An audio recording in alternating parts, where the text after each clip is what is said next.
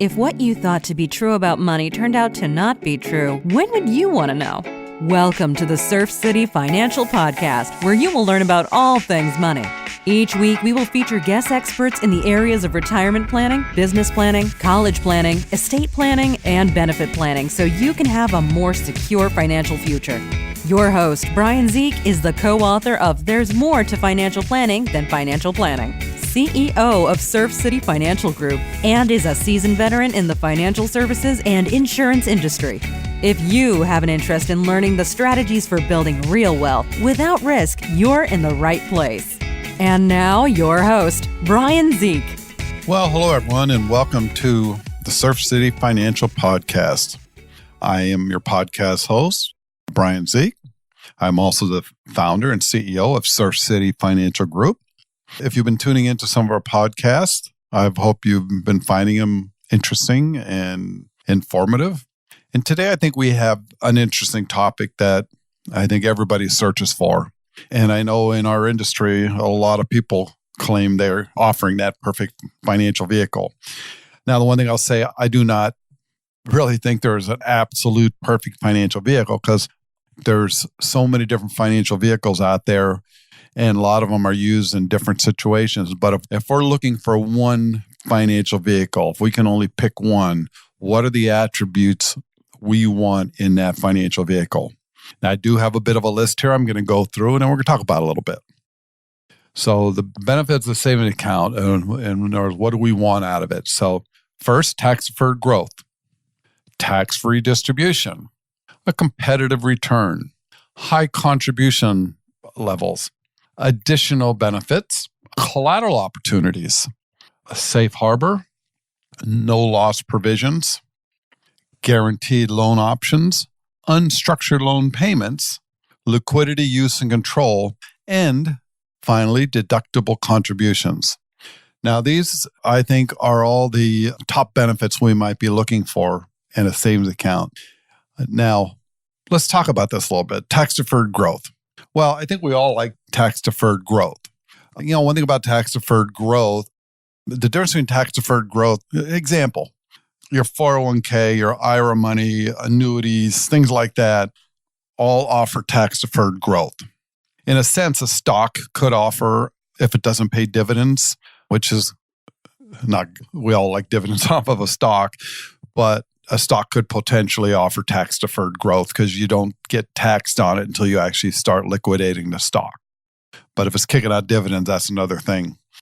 But, and when you look at that investment account or that, something as simple as a CD, because even if a CD is paying 2%, you're going to get a 1099 at the end of the year on your 2% growth.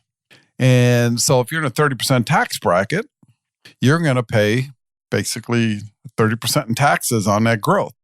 So if you're trying to do the true math on how that account's doing, you probably should deduct those numbers out of there, you know, if you're comparing it with other type of accounts. And I might add even a tax-deferred account. You know, it sort of depends on that and when it comes out. But we find that tax-deferred accounts typically fare better in the long run than a taxable account as far as the amount of money you get out of it. So I think we can all agree we like tax deferral. Tax-free distribution. I think that's maybe the biggest no-brainer on this list in a sense, because one thing I know is people don't like paying taxes. I always say, and you've probably all heard this before, paying taxes is basically the cost of a civilized society. Now, we might agree that taxes are needed, but a lot of us are going to disagree on what we like paying our taxes for. But the one thing I do know, I have not met a person yet that enjoys paying their taxes, including me. I love my car. I just love my car, but I don't love paying for my car. So I always say nobody likes paying for anything. Everybody loves free stuff, bottom line. So I think we can all agree tax-free distribution is a good thing. And I might add, in building a retirement plan, I love to have a bucket of tax-free money somewhere because it helps in multiple ways. So I think we all agree tax-free distribution, great benefit. Competitive returns. Yeah, we all like competitive returns. Now, I'll say this, which I'm sure we'll be talking about in future podcasts. That can be deceptive as well, because I'm more about yield. But I think we can all agree. I like competitive return. I do like getting as much growth as I can. High contributions. Now, that's the interesting thing. Like, I know a lot of people love Roth, for instance, right? Now, the trouble is, if you love that vehicle, in other words, now we know Roth is basically just a tax wrapper. So it's basically saying this will grow tax-free. You put it in after tax, grows tax-free, you take it out tax-free. And if you love those attributes, which we just sort of talked about, the trouble is, if you make too much money, you cannot put money in a Roth. Now you can convert though. But on top of that, even if you do qualify to put money in a Roth, you can't put a lot into it. Now you can beat that a little bit through Roth conversion, but you can also, if you have a Roth option in your 401k, you can get quite a bit more now. Plus you don't have the income restrictions that you do with an individual Roth. And that's one thing we put in 401ks for employers, and we always offer that Roth option. We just think, someone who plans out retirement income for people and builds retirement plans for people, I do love having some of that tax-free money for multiple reasons. And on top of that, if you do have that perfect financial vehicle, don't you want to put as much as you can into it? So high contributions are a good thing. Additional benefits. So I'm talking about additional benefits. I'm actually talking about, there are some financial products out there might offer some like long-term care coverage, disability coverage, there's waiver premium stuff, things like that. So additional benefits are a good thing. We all like additional benefits. Let's put it that way. If we're given additional benefits, we'll want it. Collateral opportunities. Now, I think this can be really valuable. And as we go through the rest of the list, you'll see what I'm talking about. For instance, you can collateralize your house. That's how most people buy their houses. They collateralize it. In other words, they borrow against the value of that house. And with you can do the same thing with your 401k. You can actually collateralize your 401k. You can collateralize your margin account.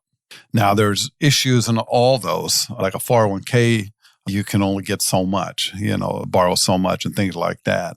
But the nice thing is about collateralizing is you're actually using somebody else's money while you continue to let your money grow.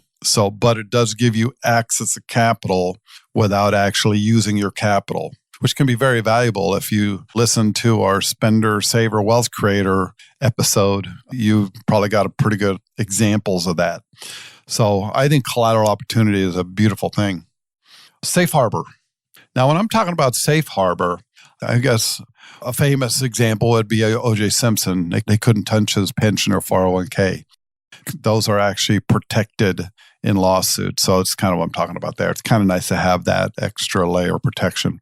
I mean, there's things you can do through trusts and whatnot to help protect assets. But just generally speaking, on finding a savings account, that's a nice feature to have. No loss provision. When I'm talking about no loss provision, I'm talking about you can't lose money in this account.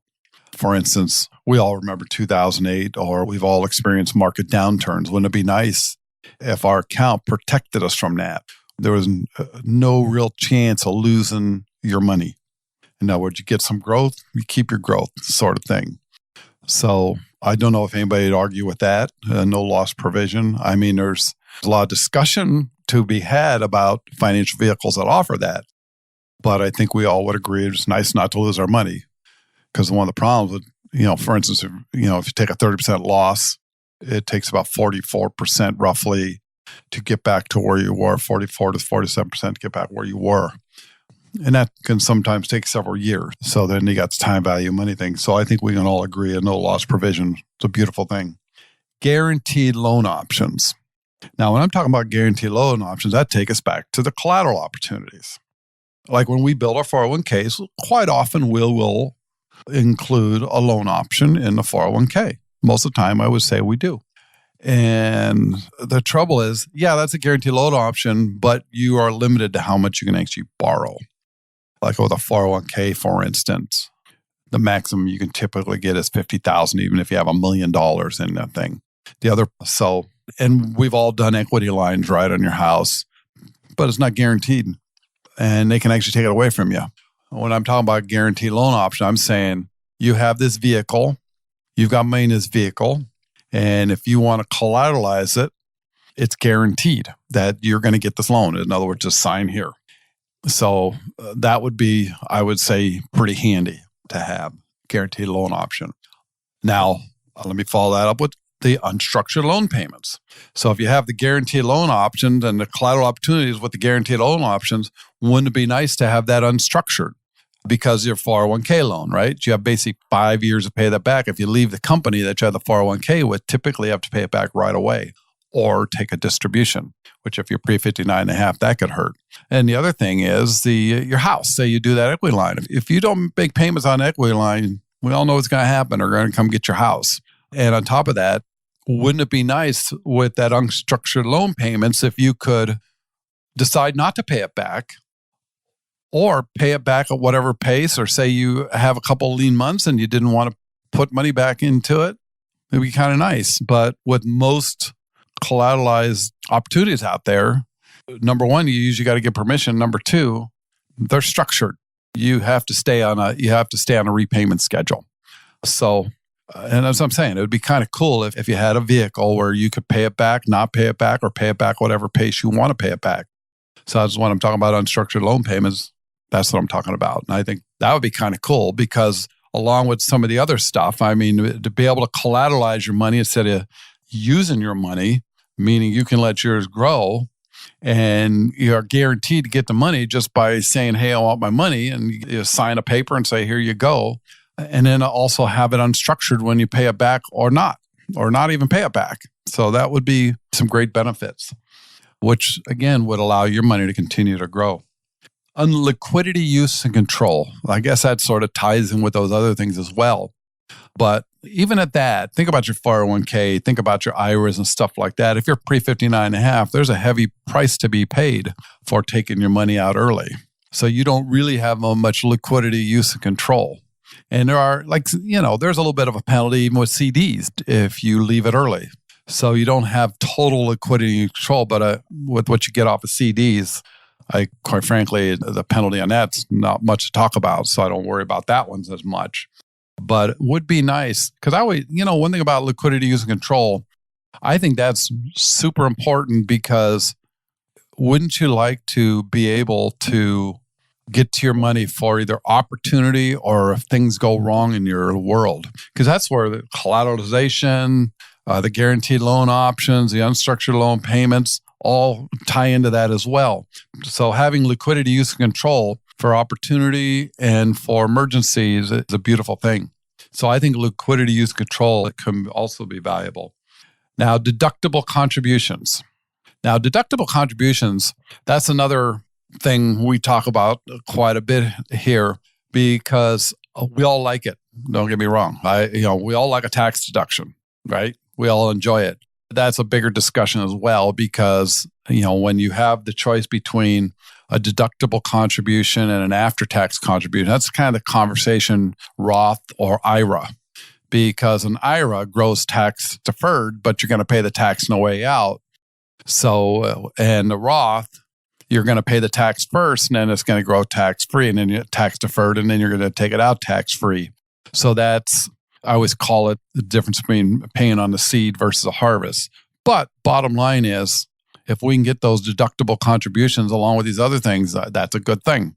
So, and that's kind of going through our list here. And I think in looking for that perfect financial vehicle, I would say these are all the things you want to get as many of these as you can possibly get, especially if you pick one. Because to me, if you can get most of these, all these would be a beautiful thing. If you can get most of these, to me, that would be the first place you'd want to start putting your money and then start diversifying out from there.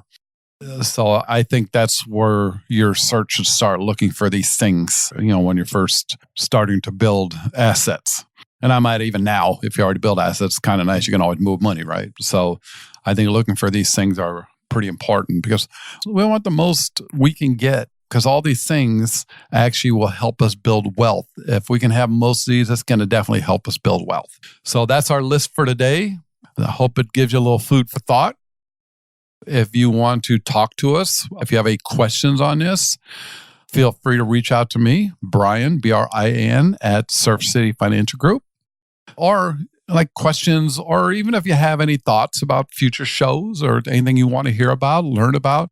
And on your way out, you're going to also get an invite as I sign off here today to join our Surf City Financial Accelerator program. So listen up for that. And that will also, we definitely, because we teach this stuff. And so you could learn through that program as well. But you can obviously reach out to us directly. And I'm very much open to questions or comments, because we also want to do the best show we can too. So any ideas you have for a show, any questions you might have, any topics you want to hear about, let us know. Well, again, thank you very much. This is Brian Zeke, Surf City Financial Group, and we'll talk to you on the next show. Thank you. Ready to take your finances to the next level? Register for our free financial masterclass at surfcityfinancialgroup.com/masterclass, where you will learn the 3 secrets for creating a secure financial future without risk. And be sure to apply for your free scholarship into our Financial Accelerator program at surfcityfinancialaccelerator.com. This is a 6-week program that provides over $4,000 of financial resources, one-on-one coaching, and online education. Thank you for listening, and be sure to tune in to the next episode where we help you catch the wave to financial success and financial security.